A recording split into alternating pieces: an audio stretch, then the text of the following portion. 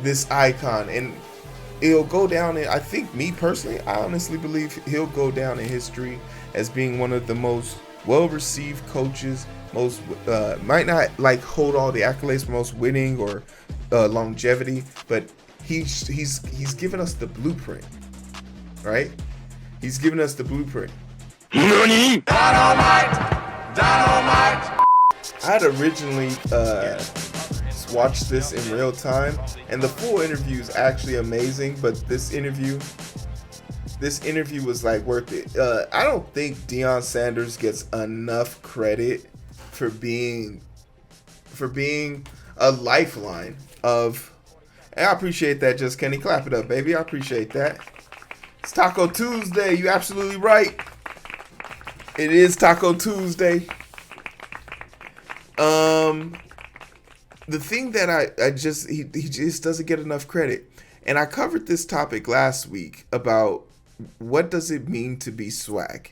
And a lot of people really dig that. And I told myself, you know what? If I could find a reason to talk about HBCUs again, I would, because it is such a great thing and it's worth being acknowledged, right? So let's clap that shit. You feel me? In 60 Minutes, your boy, Coach Primetime, had an interview, and he talks about a lot of things: the state of HBCUs, the state of the country, the state of Jackson, Mississippi. Definitely throws a lot of shade and salt on situations, but ultimately keeping it about what's important: the kids. His personality is flamboyant as his football talent. Deion Sanders had two nicknames during his Hall of Fame NFL career. He was Neon Deion and Primetime. But for his latest gig, Sanders high-stepped it to Mississippi, and at age 55, he's now the head football coach at Jackson State, an historically black university, or HBCU. Sanders' salary of $500,000 is less than 5% of what, one state over, Alabama pays its coach Nick Saban. Yet Jackson State might be the hottest program in America, poaching talented recruits and winning games in equal measure. Powered by, yes, the style, but also the substance of the man who now calls himself Coach Prime. The story will continue in a moment. Fans, welcome your defending SWAC champion. Deion Sanders had never coached in college when he agreed 2 years ago to try and rescue Jackson State from football irrelevance. Why are you here? I truly believe. Hey, yo, just keeping it real, Jackson State was weak as fuck, though. Y'all was huffing shit. We used to run through y'all. We did not consider y'all a real football team. So this does really bring me happiness. Like, Jackson State, back when I played, had the only white quarterback, which was really funny. We called him the White Liger. He was actually pretty cold. But then, like, he got arrested or some shit like that. It was wild.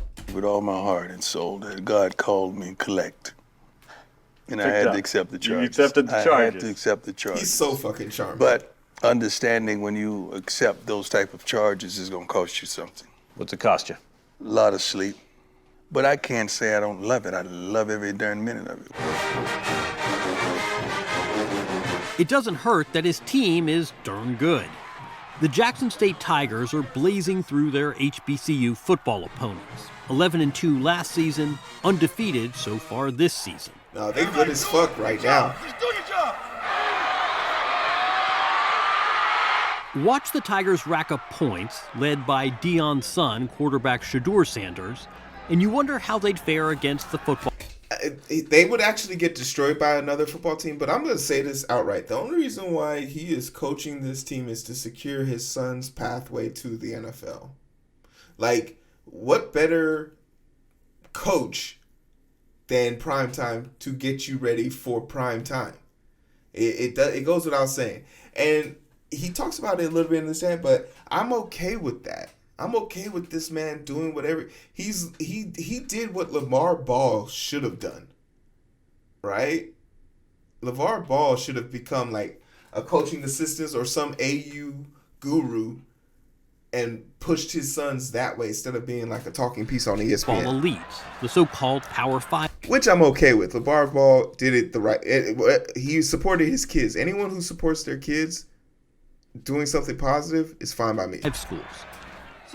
Sanders took the job at Jackson State 3 months after George Floyd's murder.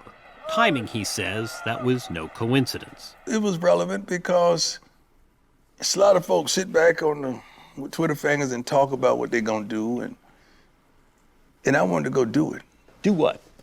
Change lives, change the perspective of HBCU football, make everyone step up to the plate and do what's right by these kids.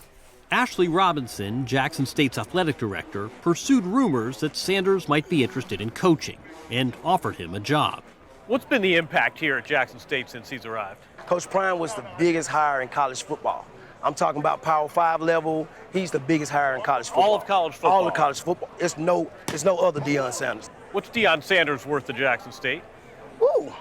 I don't think I can put a number on it. I don't think it's enough zeros. I mean, he's worth a whole lot. That's fucking phenomenal. The bump in attendance, buzz, and commerce is especially welcome in a city marked by poverty, deprivation. Remember, this is the same Jackson, Mississippi, where Brett Favre, the governor, and the retired treasurer, I believe, the retired ex-governor, stole $5 million to build a gym volleyball for Brett Favre's daughter.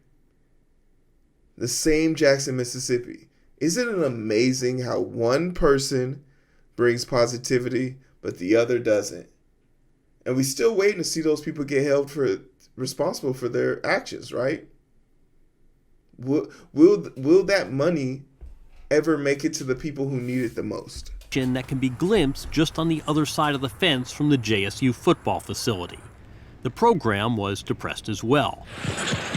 Time was, Jackson State produced 4 Hall of Fame NFL players, including running back Walter Payton. But when Sanders arrived, not one Jackson State player had been drafted in 12 years. What struck you about being here on this campus? The need. What kind of needs are you sensing here? You want to start in alphabetical order or in numerical? Sanders was immediately confronted with the economic realities of HBCUs and with the social cleavages of Mississippi. What were the facilities like? Horrible. And I'm sitting up there thinking, even to this day, how can a public high school in Texas look better than a college? Football facilities where you lived in Texas were better than this. School. Forget the darn football facility. The whole darn school. That shouldn't be right. Jackson State's old practice field was so shabby, when it rained, the Tigers had to bus to a local high school. Coach Prime reached out not to a wealthy booster, but to Walmart, which built Jackson State a brand new practice field. Next, he had a new locker room built. The attention Sanders has brought to HBCU football has translated into a revenue spike for his league, the Southwestern Athletic Conference. SWAC. Dr. Charles McClelland is the conference commissioner. Did you expect him to have this kind of an impact on HBCUs when he came to Jackson State? I did not, and I often say this. I've been around stars before. This is the first time that I've been around a superstar, and I really did not realize What do you difference. mean by that? Well, you know, a superstar can enter any room, can enter any boardroom. Talk Coach business Prime for himself. is a Do business person. for himself. Coach Prime has opened up doors for the Southwestern Athletic Conference that we could not get into. Pepsi, American Airlines, Procter & Gamble, all are new sponsors of Jackson State or the conference. Call it the Prime Effect. But for all the flash, Sanders is defiantly old school, even by football standards. What other head coach brings his own lawnmower to the practice facility? I may tell you once, hey, you know that grass needs to be cut on Thursday, okay? Now, if you don't cut it, I'm gonna go do it. That's you in a nutshell right there. I can't, it's unfathomable to me to understand that you don't want to do your job and you're getting compensated for it. That's not the generation I came from. We don't have water, therefore we don't have ice. Also unfathomable to Sanders, how the city of Jackson hasn't been able to provide clean water consistently, or sometimes any water at all. At one point, a documentary team caught him bathing out of necessity in a hotel swimming pool near the stadium.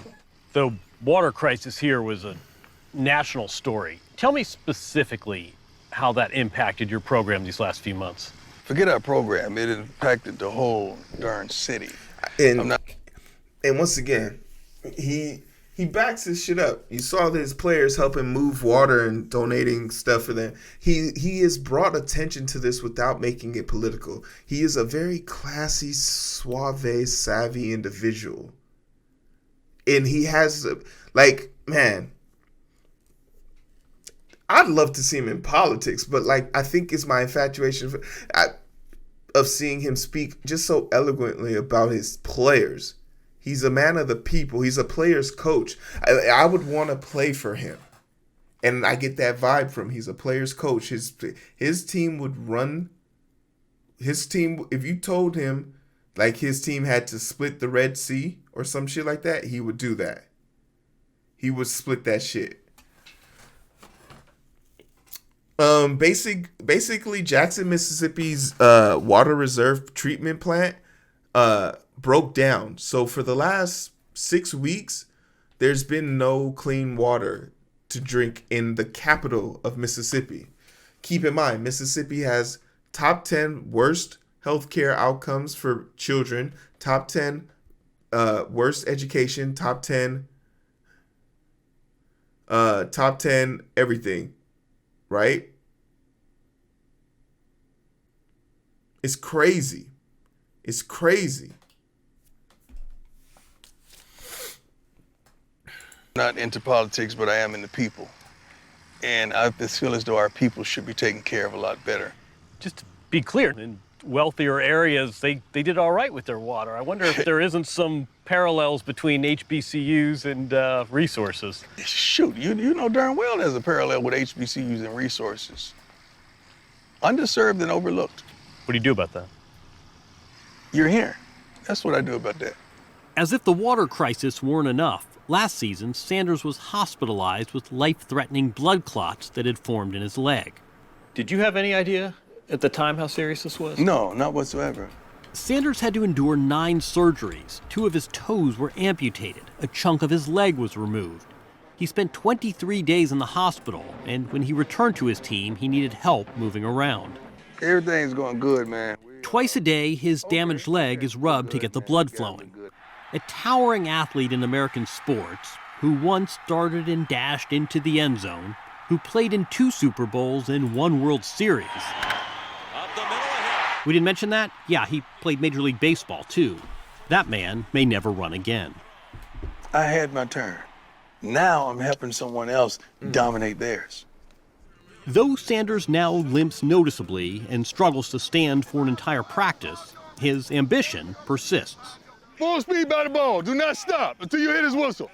The entrenched college football powers are getting nervous. It's one thing for Sanders to recruit his sons, Shiloh, a defensive back, and Shador, the star quarterback. Check me out, Mom. Throw me that hat. But heads really swiveled last winter when Travis Hunter, considered the top-ranked recruit in the country, switched his commitment to Jackson State from awesome. Florida State, where ironically awesome. Sanders starred in the 1980s. What changed your mind?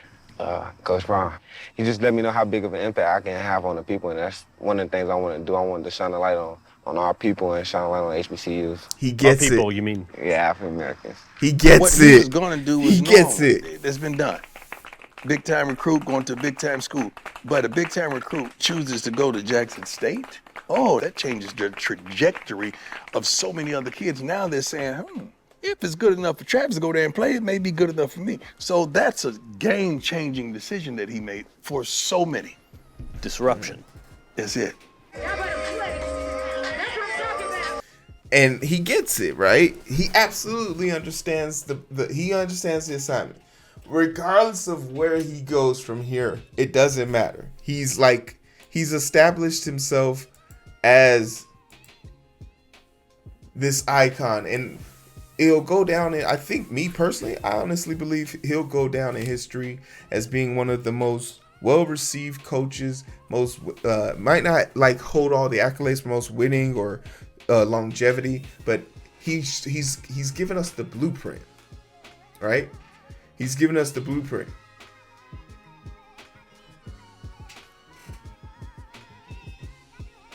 Right? He's given us the blueprint I'm interested to see how things work out for him. If he moves on after Jackson State, it's to be expected. He was just here to give us the blueprint. He served his purpose. More power to him. I'm gonna try and cover more stories like this, but for what it's worth, we made it.